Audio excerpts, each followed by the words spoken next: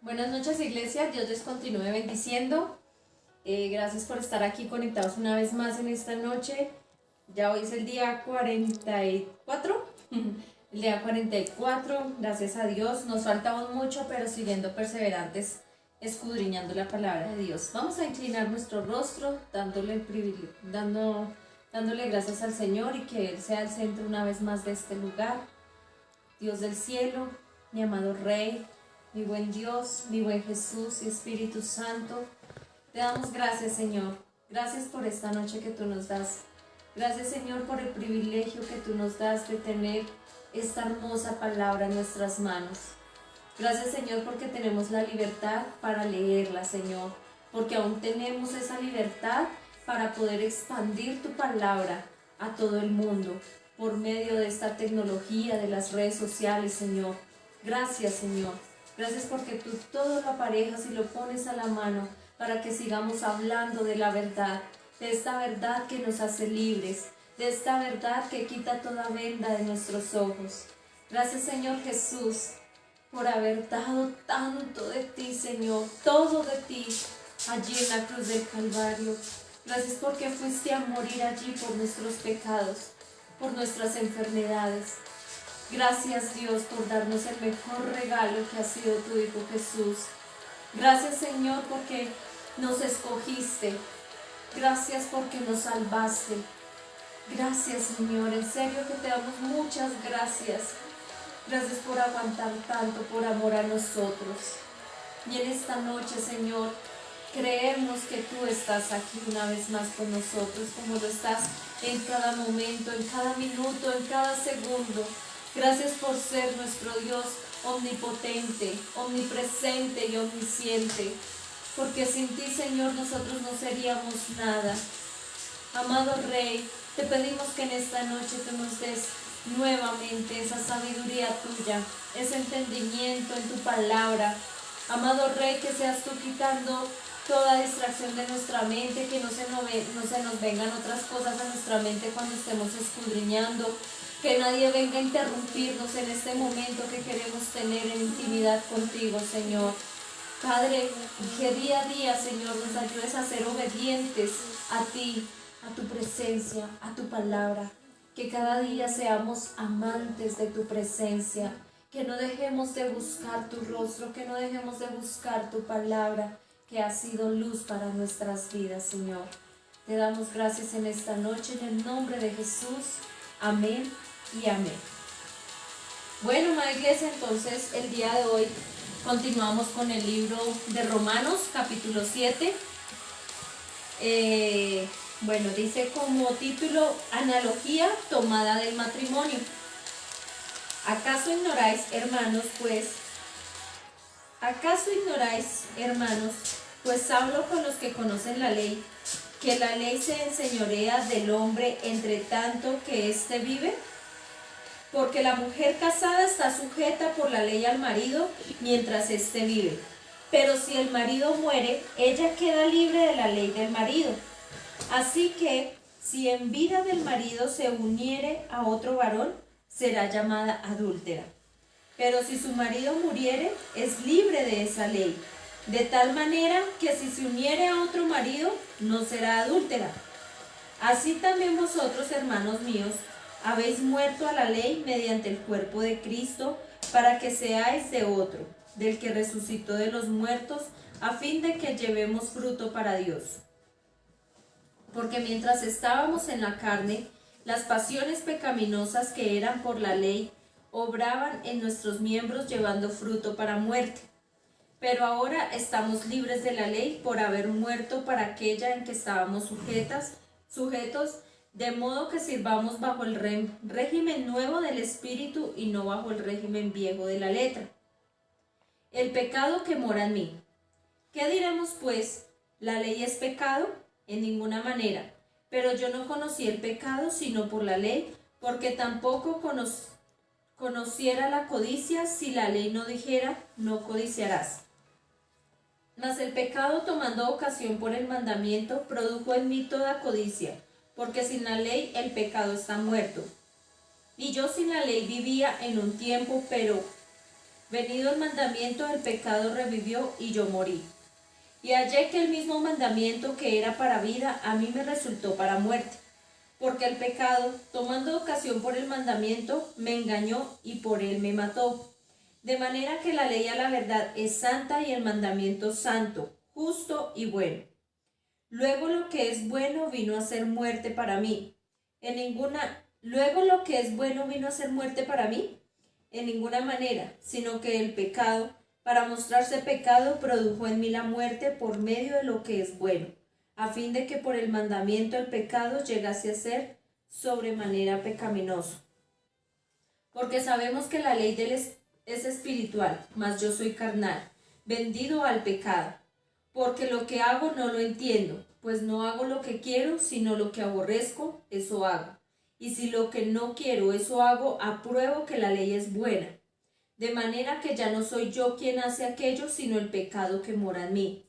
Y yo sé que en mí, esto es, en mi carne, no mora el bien, porque el hacer el bien está en mí, pero el no hacerlo. Porque no hago el bien que quiero, sino el mal que no quiero, eso hago. Y si hago lo que no quiero, ya no lo hago yo, sino el pecado que mora en mí. Así que, queriendo yo hacer el bien, hallo esta ley, que el mal está en mí. Porque según el hombre interior me deleito en la ley de Dios, pero veo otra ley en mis miembros que se rebela contra la ley de mi mente, y que me lleva cautivo por la ley del pecado que está en mis miembros. Miserable de mí, ¿quién me librará de este cuerpo de muerte? Gracias doy a Dios por Jesucristo, Señor nuestro. Así que yo mismo con la mente sirvo a la ley de Dios, mas con la carne a la ley del pecado. Capítulo 8. Viviendo en el Espíritu. Ahora pues, ninguna condenación hay para los que están en Cristo Jesús, los que no andan conforme a la carne, sino conforme al Espíritu. Porque la ley del Espíritu de vida en Cristo Jesús me ha librado de la ley del pecado y de la muerte.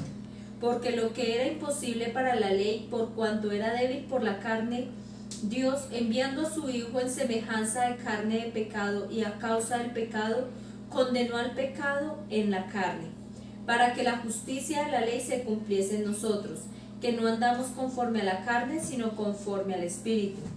Porque los que son de la carne piensan en las cosas de la carne, pero los que son del Espíritu en las cosas del Espíritu. Porque el ocuparse de la carne es muerte, pero el ocuparse del Espíritu es vida y paz. Por cuanto los designios de la carne son enemistad contra Dios, porque no se sujetan a la ley de Dios ni tampoco pueden. Y los que viven según la carne no pueden agradar a Dios. Mas vosotros no vivís según la carne, sino según el Espíritu, si es que el Espíritu de Dios mora en vosotros. Y si alguno no tiene el Espíritu de Cristo, no es de él. Pero si Cristo está en vosotros, el cuerpo en verdad está muerto a causa del pecado, mas el Espíritu vive a causa de la justicia. Y si el Espíritu de aquel que levantó de los muertos a Jesús mora en vosotros, el que levantó de los muertos a Cristo Jesús, vivificará también vuestros cuerpos mortales por su Espíritu que mora en vosotros. Así que, hermanos, deudores somos no a la carne, para que vivamos conforme a la carne. Porque si vivís conforme a la carne, moriréis. Mas si por el Espíritu hacéis morir las obras de la carne, viviréis. Porque todos los que son guiados por el Espíritu de Dios, estos son hijos de Dios. Pues no habéis recibido el espíritu de esclavitud para estar otra vez en temor, sino que habéis recibido el espíritu de adopción, por el cual clamamos, Abba Padre.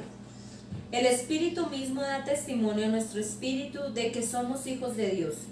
Y si hijos, también herederos, herederos de Dios y coherederos en Cristo, si es que padecemos juntamente con Él, para que juntamente con Él seamos glorificados.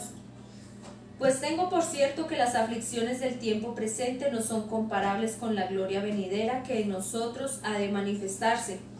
Porque el anhelo ardiente de la creación es el aguardar la manifestación de los hijos de Dios. Porque la creación fue sujetada a vanidad, no por su propia voluntad, sino por causa del que la sujetó en esperanza. Porque también la creación misma será libertada de la esclavitud de corrupción a la libertad gloriosa de los hijos de Dios. Porque sabemos que toda la creación gime a una y a una está con dolores de partos hasta ahora. Y no solo ella, sino que también nosotros mismos que tenemos las primicias del Espíritu, nosotros también gemimos dentro de nosotros mismos, esperando la adopción, la redención de nuestro cuerpo. Porque en esperanza fuimos salvos, pero la esperanza que se ve no es esperanza, porque lo que alguno ve, ¿a qué esperarlo? Pero si esperamos lo que no vemos con paciencia, lo guardamos, y de igual manera el Espíritu nos ayuda en nuestra debilidad, pues que hemos de pedir como conviene, no lo sabemos, pero el Espíritu mismo intercede por nosotros con gemidos indecibles. Mas el que escudriña los corazones sabe cuál es la intención del Espíritu, porque conforme a la voluntad de Dios intercede por los santos. Más que vencedores. Y sabemos que a los que aman a Dios, todas las cosas les ayudan a bien, esto es, a los que conforme a su propósito son llamados. Porque a los que antes conoció también los predestinó para que fuesen hechos conforme a la imagen de su Hijo, para que Él sea el primogénito entre muchos hermanos. Y a los que predestinó, a estos también llamó, y a los que llamó, a estos también justificó, y a los que justificó, a estos también glorificó. ¿Qué pues diremos a esto? Si Dios es por nosotros, ¿quién contra nosotros? El que no escatimó ni a su propio Hijo, sino que lo entregó por todos nosotros, ¿cómo no nos dará también con Él todas las cosas? ¿Quién acusará a los escogidos de Dios? Dios es el que justifica. ¿Quién es el que condenará? Cristo es el que murió, más aún el que también resucitó, el que además está a la diestra de Dios, el que también intercede por nosotros. ¿Quién nos separará del amor de Cristo? ¿Tribulación o angustia, o persecución, o hambre, o desnudez, o peligro, o espada? Como está escrito, por causa de ti somos muertos todo el tiempo, somos contados como ovejas de matadero. Antes, en todas estas cosas somos más que vencedores por medio de aquel que nos amó.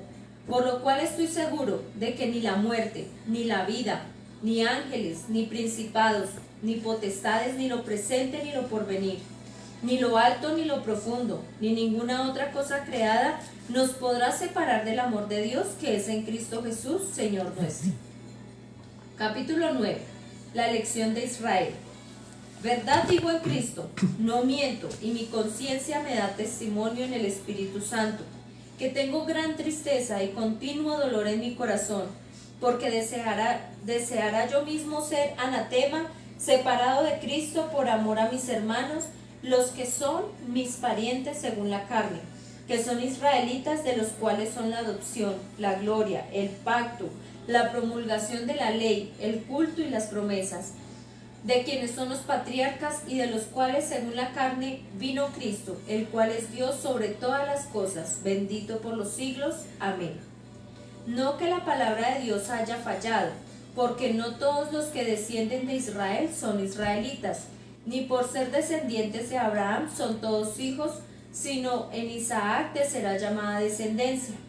Esto es, no los que son hijos según la carne son los hijos de Dios, sino que los que son hijos según la promesa son contados como descendientes. Porque la palabra de la promesa es esta: por este tiempo vendré y Sara tendrá un hijo. Y no solo esto, sino también cuando Rebeca concibió de uno, de Isaac nuestro padre, pues no había aún nacido, ni habían hecho aún ni bien ni mal, para que el propósito de Dios conforme a la elección permaneciese, no por las obras, sino por el que llama. Se le dijo, el mayor servirá al menor. Como está escrito, a Jacob amé, mas Esaú aborrecí. ¿Qué pues diremos? ¿Que hay injusticia en Dios? En ninguna manera, pues a Moisés dice, tendré misericordia del que yo tenga misericordia y me compadeceré del que yo me compadezca. Así que no depende del que quiere ni del que corre, sino de Dios que tiene misericordia, porque la Escritura dice a Faraón, para esto mismo te he levantado, para mostrar en ti mi poder, y para que mi nombre sea anunciado por toda la tierra, de manera que de quien quiere tiene misericordia, y el que quiere endurecer, endurece. Pero me dirás, ¿por qué pues sin culpa? Porque ¿quién ha resucitado a su voluntad? Resistido. ¿Quién ha resistido a su voluntad? Mas antes, oh hombre, ¿quién eres tú para que alterques con Dios? Dirá el vaso del barro al que lo formó, ¿por qué me has hecho así? ¿O no tiene potestad el alfarero sobre el barro para hacer de la misma masa un vaso para honra y otro para deshonra?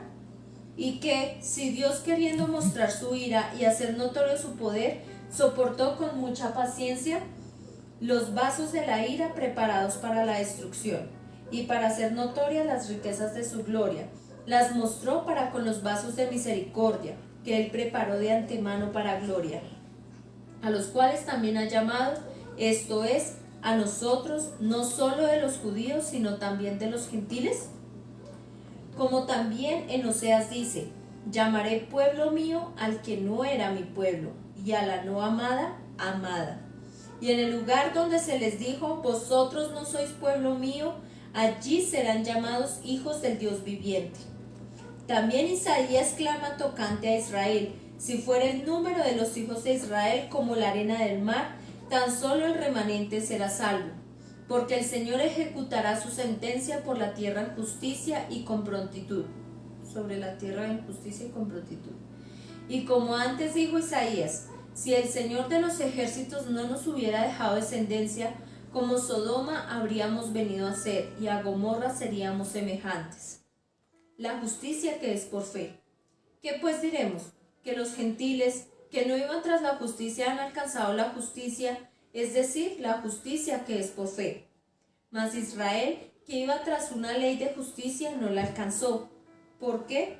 Porque iban tras ella no por fe, sino como por obras de la ley, pues tropezaron en la piedra de tropiezo, como está escrito, he aquí, pongo en Sión piedra de tropiezo y roca de caída, y el que creyere en él no será avergonzado. Amén. Amén. Ven, amor, siéntate acá.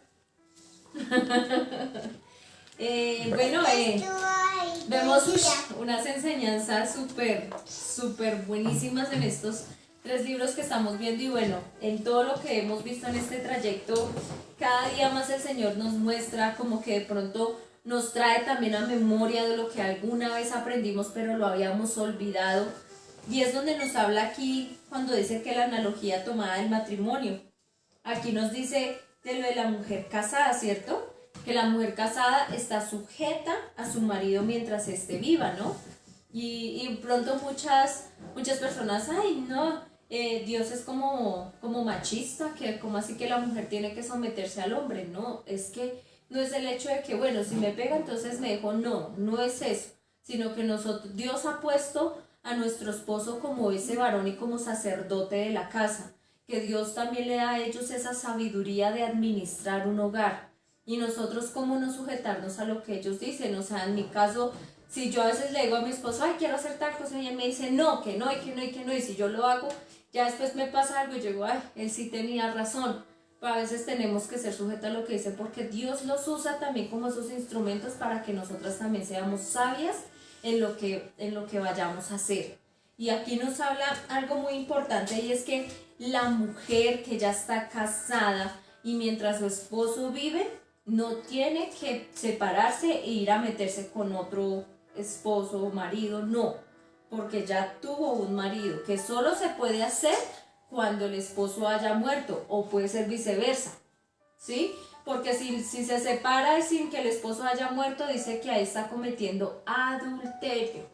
Entonces aquí una vez más el Señor nos recalca eso, de que nosotros aprendamos a ser obedientes a Dios, porque Cristo Jesús es la cabeza, ¿cierto? Dice que Cristo es la cabeza de la iglesia, y ahí sigue el esposo, que es la cabeza también en el hogar, ¿cierto? Entonces ese es el orden que Dios manda, que nosotros seamos esas esposas sujetas a nuestros maridos, que nosotras día a día oremos por ellos, pidiéndole a Dios que los siga usando para grandes cosas en nuestro hogar, que no hay nadie perfecto, todos tenemos algún defecto, porque muchos dicen, ay, pero es que yo quisiera que él fuera así, yo quisiera que él fuera así. No, solo Dios sabe en qué momento de pronto va a terminar de moldear en ese varón, o también a veces viceversa, a esa mujer, en cosas que de pronto falta moldear, solo el Señor lo puede hacer. Y aquí nos habla de... Dígame, sí. Eh, Buenas noches, hermanos. Ahí, digamos, para hacer como un pequeño paréntesis para antes de que avances, digámoslo ahí, cuando habla Pablo sobre la analogía, el título dice analogía tomada del matrimonio, ¿sí? Entonces, bueno, lo que habla mi esposita es cierto, pero digamos lo que en la partecita donde está hablando Pablo, lo está comparando con el matrimonio, sí, pero ¿a qué se refiere Pablo? Que digamos nosotros estamos, digámoslo así, digámoslo casados, ¿sí? Casados, digámoslo de cierta manera con la ley, ¿cierto? Entonces nosotros para ser salvos, pues anteriormente deberíamos cumplir la ley, ¿cierto? Pero ¿qué pasa? Que dice Pablo, ¿acaso ignoráis, hermanos, pues? Hablo con los que conocen la ley, que la ley se enseñorea del hombre entre tanto que éste vive. ¿Qué quiere decir? Pues que la ley de Dios se enseñorea de nosotros mientras aún vivimos. ¿Listo? Pero ¿qué pasa? Digamos, ahí empieza Pablo a hacer la analogía como una comparación con el matrimonio, ¿cierto? Diciendo que nosotros estamos sujetos a la ley mientras vivamos, pero que nosotros al haber muerto en Cristo, lo que ya hemos leído en los capítulos anteriores, ¿cierto? Que decimos que nosotros fuimos crucificados juntamente con Cristo, que morimos con Él en la cruz, ¿cierto? Ahí morimos, ¿sí? A ser, digámoslo así, justificados por la ley, pero nacemos para ser justificados, digámoslo así, por la fe. Algo así es más o menos como la analogía que hace Pablo acá en el matrimonio, digamos ahí ya para que lo entiendan un poquito más. ¿Sí? De pronto esa parte sí. Sí, buen punto, mi amor. Bueno, ya después cuando nos habla del pecado que mora en mí, yo creo que muchos de nosotros nos identificamos en eso cuando Pablo dijo que el pecado que mora en mí. Y de pronto es lo que nos ha venido como recalcando el Señor, ¿no? Que nosotros en esta carne, o sea, a veces nos dejamos ganar de esta carne porque nuestro espíritu, lo más profundo de allá, el Espíritu Santo dice, no, acuérdate que eso, lo que vas a hacer o lo que piensas hacer está mal, no está bien delante de Dios. Pero a veces, como dice Pablo, el pecado está ahí, está morando en mí. Pero más adelante, Pablo dice que nosotros debemos vivir en el Espíritu para poder morir las obras de la carne. Entonces, es algo muy importante de nosotros estar constantemente en oración, en la lectura de la palabra de Dios, para que día a día nosotros vivamos es en el Espíritu, a la voluntad de Dios, para que no sigamos pecando en esta carne, que esta carne sí nos es débil para nosotros, como lo decía Pablo, porque lo que yo quisiera hacer no lo hago porque el pecado está morando en mí. Entonces debemos día a día estar viviendo conforme a la voluntad de Dios, pidiéndole al Espíritu Santo que siga ahí moviendo lo más profundo de nuestro ser para hacer lo correcto y lo agradable que es para Dios. Amén. Y digamos que nosotros dice, me gusta aquí dice, porque el ocuparse de la carne es muerte. Si nosotros nos ocupamos de la carne, no vamos a poder avanzar conforme al propósito con el cual Dios nos ha llamado. Entonces, ¿esto qué quiere decir? Porque digamos, muchos quizás piensan, ay, pero es que los pastores no nos visitan, no sé qué, o tal líder no me visita. No es el hecho de que nosotros, quiero poner eso como un ejemplo, ¿no? De que si nosotros, o digamos los pastores mantuvieran de casa en casa todos los días o todo el día, ellos también estarían quizás viviendo en la carne, ¿no? Porque es que nosotros debemos tener un tiempo de vivir es en el Espíritu, en la palabra de Dios, de nosotros estar fuertes y firmes, porque hay veces que se prestan para malas cosas, de pronto de estar uno metido en la vecindad o en la casa de alguno, o de un hermano todo el día, que le den de comer o que no sé qué, a veces se prestan para malas cosas, porque de pronto no se va a poner en práctica la palabra, sino se va a poner de pronto en chismes, en otras cosas, y nosotros debemos estar firmes es en la palabra de Dios, o sea, que tengamos también tiempo en la palabra de Dios, que nos ocupemos también de la palabra del Señor. No estoy diciendo que ahora el pastor no vaya a visitar, no, sí, es muy bueno, pero entonces que nosotros no pronto no nos excusemos a todo momento como, ay, pero es que nadie se acuerda de mí. No, nosotros debemos estar ocupándonos es en la presencia y en la palabra del Señor, que es lo que nos habla aquí el Señor. ¿Vas a decir algo? Dale. Bueno, digámoslo ahí como para complementar lo que dice mi esposa cuando la palabra dice que, pues, que nos ocupemos del espíritu, no de la carne, de vivir en la carne. Porque ¿qué pasa? Que digamos que cuando nos ocupamos de la carne, dice que, pues que el fruto de ocuparse de las obras de la carne es muerte, ¿cierto? Pero ocuparse de las cosas espirituales es vida eterna, digámoslo así.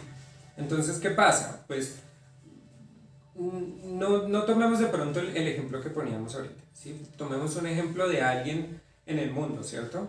Que todos sus esfuerzos los invierte en, no sé, en solo trabajar, en solo para sus deleites, ¿sí? En beber, en estar de fiesta, en drogarse, en, bueno, todas las cosas que a la carne le gustan. Sí sabemos que a la carne le gusta que bailar, que dormir, que tomar, que bueno, que toda esta cantidad de cosas, ¿cierto?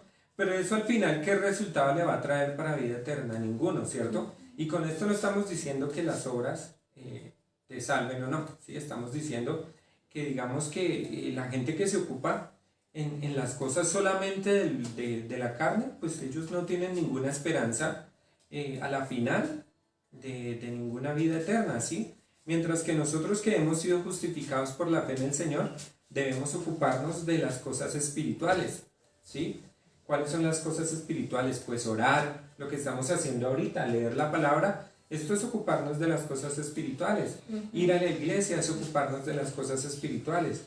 Lo que hablaba mi esposa, que los pastores van de visita a las casas, hacer de visita, acompañar a la gente, eso es ocuparse de las cosas espirituales, ¿sí?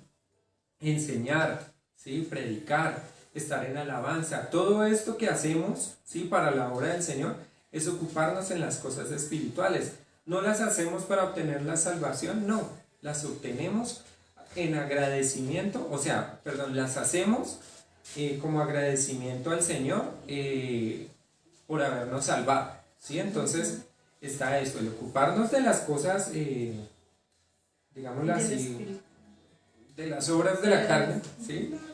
Y otra cosa es ocuparnos de los temas espirituales, que es lo que como cristianos debemos hacer, no quedarnos ahí solamente fijándonos, no, que yo solamente le dedico todo mi tiempo a trabajar o todo mi tiempo a estudiar y a Dios lo dejo por allá de últimas, no, ¿cierto? Debería ser al revés. Entre más prioridad le demos a las cosas del Señor, pues mucho mejor. Recordemos que la palabra, cuando leíamos los evangelios, dice que busquemos primeramente el reino de Dios y su justicia, y todas las cosas demás serán por añadido. No, amor, si explica el 9, porque pues ese sí que confundía un poquito. Sí, ese sí. Si me ayudas a explicar el 9. De la lección de Israel. De la lección de Israel. Neta.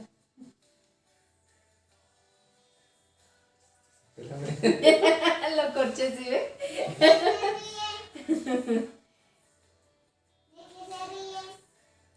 Bueno, algo así recuerdo más o menos cuando lo leímos ahorita. Listo que bueno, todos sabemos que el pueblo de Israel fue elegido, ¿sí? Como ese pueblo, digámoslo así, destinado por Dios para llevar su palabra, ¿cierto? Para ser salvos, para ser esa nación santa del Señor. Pero ¿qué empieza a decir Pablo? Diciendo que cuando esa promesa se le dio a Abraham, recordemos que hablábamos ayer de Abraham, esa promesa se le dio, no digámoslo, que todos los hijos, digámoslo, iban a hacer para esa promesa. Recordemos que Abraham tuvo antes de Isaac, tuvo con la criada, creo que era, ¿cómo se llamaba? Bueno, si el pastor está viendo, en los comentarios que lo el otro hijo que tuvo, es que no me acuerdo, Ismael. Cuando nació Ismael. Ismael, ¿cierto? Pero ese hijo, a pesar de que fue hijo de Abraham, no fue el hijo de la promesa. Recordemos que la promesa venía por fe.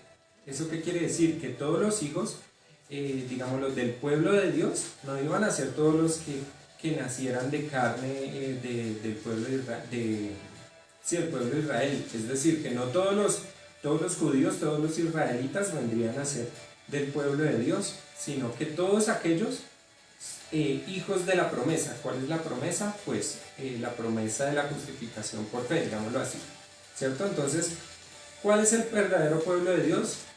no solamente, digámoslo así, que son los israelitas nacidos de Abraham, de Isaac, de Jacob, bueno, en todas estas generaciones, eso no les garantiza ser hijos de Dios. Lo que les garantiza ser hijos de Dios es tener la fe en Dios, en el Señor Jesucristo. Por eso acá Pablo, más adelante cuando Agar, habla... ¿Cómo? Agar, la sierva. La sierva se llamaba Agar, pero el hijo se llamaba Ismael.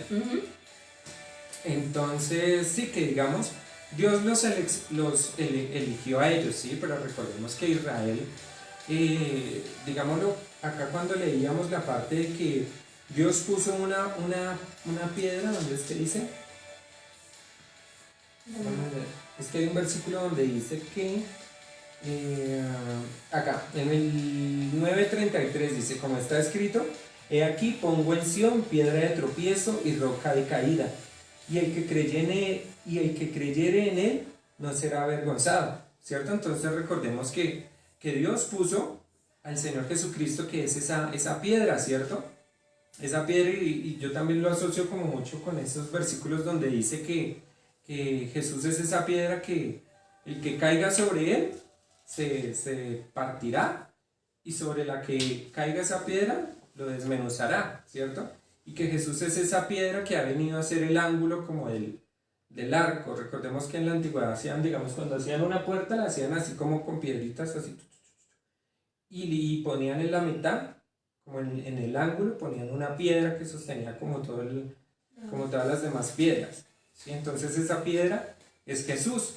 Pero ¿qué dice? Que muchos de los israelitas, de los judíos, ¿sí?, se tropezaban con esa piedra que es nuestro Señor Jesucristo, ¿sí? Y ellos, por su incredulidad, por su dureza de corazón, no quisieron creer en Él, ¿cierto? Y con esto hablábamos, no recuerdo si ayer hablábamos de que Dios, si bien Dios seleccionó a los judíos para traer la salvación, ¿sí?, para hablar de la salvación, para que ellos fueran los pregoneros, ¿sí?, de la salvación de Dios. Con esto no quiere decir que Dios los quitó de, digámoslo así, de que, no, los judíos ya como negaron a Jesús, ya ellos no pueden ser salvos, o ellos ya no son amados por Dios, no, ¿sí? Recordemos todo lo que habla acá en la palabra, que dice que la salvación es para quienes, para los judíos primeramente, y después al griego, ¿sí? Cuando habla del griego habla de las demás naciones en general, ¿sí? Entonces, las promesas y todo lo que habla la palabra acá está dado a ese pueblo, pero ese pueblo, lamentablemente, lo que vemos, la gran mayoría de ellos en este momento están separados del Señor, están, digámoslo así, rebeldes, quieren seguir con su ley, quieren seguir buscando a Dios por sus obras, ¿sí? Por eso es que ellos encuentran esa piedra de tropiezo cuando le dicen, no, usted para acceder a la salvación de Dios no puede acceder por la ley, sino que por Jesús. Entonces ellos encuentran ahí esa piedra de tropiezo. Porque ellos quieren seguir haciendo, ¿sí?, para ser merecedores de la salvación. Pero acá Pablo les dice que no, que ninguno de nosotros podemos ser merecedores de esto. No lo vamos a hacer porque todos hemos fallado en algo, ¿sí? Y bueno, ¿qué más? No sé. Bueno, del 25 en adelante, el 9:25, cuando dice, como también en Oseas dice, llamaré pueblo mío al que no era mi pueblo, y a la no amada, amada. Y en el lugar donde se les dijo, vosotros no sois pueblo mío, allí serán llamados hijos del Dios viviente, ¿cierto? Entonces ahí a que está haciendo referencia a esa profecía. A Dios no lo tomó por sorpresa que el pueblo judío negara al Señor Jesús, ni que el pueblo judío lo crucificara, ¿cierto? No fue como Dios que, voy a predicarles, me negaron, ¿ahora qué hago? No, Dios ya lo sabía con anterioridad, ¿cierto? Por eso dijo que Él llamaría a su pueblo a la gente que antes Él no llamaba a su pueblo, que llamaría a su amada a las naciones que antes eran no amadas para el Señor, ¿cierto? Que eso somos nosotros, el pueblo gentil. ¿Listo? Entonces eso es más o menos así como lo que tenemos que hablar sobre lo de la elección de Israel. Obviamente hay muchas más cosas, muchas más enseñanzas de todos estos capítulos y versículos, pero pues como comprenderán son demasiadas enseñanzas que de pronto pues no, obviamente no tenemos de pronto la sabiduría de explicarlas todas o el tiempo o bueno, muchas cosas, pero pues esto ha sido lo que hemos querido de pronto que leyéramos hoy y que de pronto lo que alcanzamos a entender con mi esposa pues en esta noche. Amén. Y bueno, algo que último ahí, bueno, quería añadir que se me había pasado. Me gusta cuando acá nos habla acerca de cómo el Espíritu intercede por nosotros, ¿no? Con deseos, con gemidos indecibles. Y es algo muy hermoso que es cuando nosotros vamos a la presencia de Dios, cuando nos desahogamos tanto con el Señor y el Espíritu Santo de Dios está ahí en nosotros intercediendo también. Que ahí dice que nuestro Señor Jesucristo también es el que intercede, ¿no? Porque está sentado a la diestra de Dios Padre. Y que nosotros siempre debemos aceptar la voluntad del Señor, la voluntad también en su Espíritu Santo. Y aquí más adelante me gusta cuando da esas palabras de ánimo que dice que sabemos que los que amamos a Dios, todas las cosas nos van a ayudar a bien. A veces muchos dicen, ay no, pues como es cristiano, pues por eso es que le va tan bien. No, a veces la gente piensa que por ser cristiano todo es color de rosa, no. Nosotros también pasamos por pruebas, por tribulaciones, por, bueno, tantas cosas, pero aquí nos da esa palabra de ánimo, que cuando nosotros en verdad amamos a Dios, podemos pasar cualquier prueba, cualquier circunstancia, cualquier tribulación, la podemos pasar porque estamos en verdad amando a Dios y sabemos que solo Dios sabe el para qué pasan las cosas. Nunca le preguntemos, Señor, pero ¿por qué? ¿Por qué me pasa esto a mí? No. Debemos decirle, Señor, ayúdame a entender el para qué están pasando las cosas, porque Dios sabe el para qué. Después uno va a ver como la respuesta y uno dice, ah, Señor, ahora sí entiendo. Y a veces de pronto nosotros debemos también pedirle perdón a Dios de pronto en ese momento de prueba, cómo nosotros actuamos frente a Él. Y algo muy hermoso, lo último ahí en ese mismo capítulo 8 desde el verso 35 dice que ¿quién nos separará del amor de Cristo? Nada nos va a poder separar del amor de Dios, porque si nosotros hemos conocido en verdad al Señor, hemos creído en lo que Él hizo por cada uno de nosotros, nada nos va a poder separar del Señor. Ni acá nos dice Pablo que ni la muerte, ni la vida, ni ángeles, ni principados, ni lo alto, ni lo profundo, ni lo porvenir, porque nada nos va a poder separar del amor del Señor. Y aquí Pablo nos anima a eso, que no tengamos temor de nada, porque nosotros estamos ahí firmes con el Señor a pesar de las cosas, de las pruebas, lo que le decía anteriormente. Debemos tener esa certeza de que nada nos va a poder separar de ese gran amor, que es el único amor verdadero que nos da Dios y el Señor Jesucristo. Amén. Bueno, mi amada iglesia, entonces mañana nos veremos en la iglesia. Sí. Mañana nos vemos en la iglesia. Recuerde que mañana también tenemos un gran evento de ese gran almuerzo que es un apoyo para ProTemplo, que como hermanos ahí estemos unidos apoyándonos los unos con los otros, que es algo que también ahí nos enseña Pablo, de estar apoyándonos, amándonos, orando los unos por los otros, y que nos ayuden a orar desde allí, desde sus casas, para que el día de mañana este evento salga bien con la bendición de Dios Padre. Amén. Y nos veremos el lunes nuevamente conectados a las 8 de la noche. Y entren también a la página de YouTube. Espérame, amor. Entren también a la página de YouTube para que nos ayuden a compartir todos los videos que hemos estado subiendo de la lectura de la Biblia, de también los servicios que se hacen los miércoles y domingos. Ayúdenos a compartir, que es una manera también de que nos ayudemos nosotros a extender el Evangelio del Señor. Amén. Bueno, vamos a inclinar ahí nuestro rostro para cerrar este tiempo. Señor y Dios, gracias Padre Celestial por la palabra que nos has enseñado en esta noche. Gracias, Señor, porque nos das ese ánimo de que nada, Señor, nos va a poder separar de ti. Tenemos nuestra plena confianza y certeza de que nosotros estaremos allí en el reino de los cielos contigo, que estaremos ahí sentados contigo, mi Jesús, en esa mesa, disfrutando, Señor, y celebrando esas bodas del Cordero. Gracias, Señor, por la sabiduría y el entendimiento que tú también le das a mi esposo y a los que están allí viendo, Señor.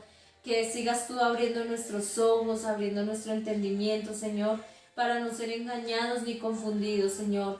Te pedimos perdón, Padre Celestial, si hemos dicho cosas de las que no son conforme a lo que dice tu palabra. Perdónanos, Señor, y límpianos y santifícanos y purifícanos cada día, Señor. Y ayúdanos, Padre Celestial, a que día a día, Señor, nos ocupemos más del Espíritu que de la carne, Señor. Ayúdanos, Señor, a vencer esas obras de la carne que no son agradables para ti. Arráncalo de raíz de nosotros, mi amado Rey. Padre, gracias te damos porque nos has elegido, nos has escogido, Señor, para que seamos salvos, para que seamos esa real sacerdocio, nación santa, pueblo adquirido por ti, mi amado Dios. Padre Celestial, en esta noche que tú nos regalas, una vez más pidiéndote que seas tú guardándonos mientras descansamos, mientras dormimos, porque tú eres nuestra confianza, eres nuestra fortaleza, eres nuestra seguridad. Solo en ti confiamos y creemos que tú nos guardas, Señor, en tu manto precioso, que tú eres nuestra sombra, nos guardas ahí bajo tu sombra omnipotente. Gracias por ser nuestro castillo y nuestro refugio, porque solo a ti iremos, Padre. Solo tú tienes palabras de amor para cada uno de nosotros, Señor.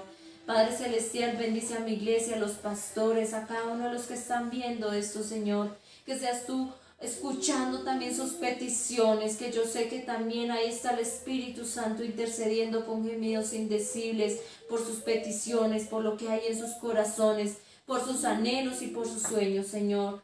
Amado Rey, que seas tú concediendo cada petición conforme a tu voluntad y pidiéndote a ti, Señor, una vez más, que seas tú sanando a los que están enfermos, a los que están allí en un hospital, quizás padeciendo entre la vida y la muerte. Que seas tú tomando el control, que seas tú poniendo enfermeros, doctores que tengan conocimiento de ti, que sean temerosos de tu palabra y que los uses, Señor, como esos instrumentos, Padre Celestial, para hablar a aquellos que están en una cama postrados, enfermos, para que tú los uses para que le hablen de ti y sean salvos, Señor, que es lo más importante, que tengan la salvación y la vida eterna, Señor. Te damos gracias en esta noche. Amén. Y amén. Bueno, mi amada iglesia, que descansen en esta noche. Un abrazo y nos vemos mañana. Bendiciones. Amén. Dios les bendiga.